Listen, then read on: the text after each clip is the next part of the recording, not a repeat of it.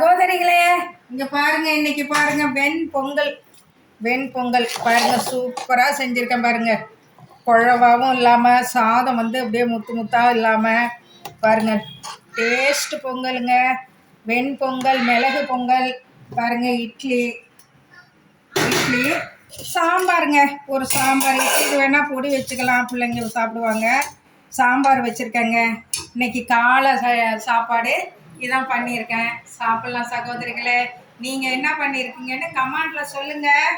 இது பாருங்கள், எனக்கு பசி வந்துருச்சு. 8:30க்கெல்லாம் நம்ம செஞ்சிடணும் சகோதரிகளை. அப்போ தான் பிள்ளைங்க அழுகாமல் சாப்பிட ஆரம்பிச்சிருவாங்க. 9க்கெல்லாம் சாப்பாடு கொடுத்துடலாம். இங்கே பாருங்கள், சுட சுட சுட பொங்கல் பாருங்கள்.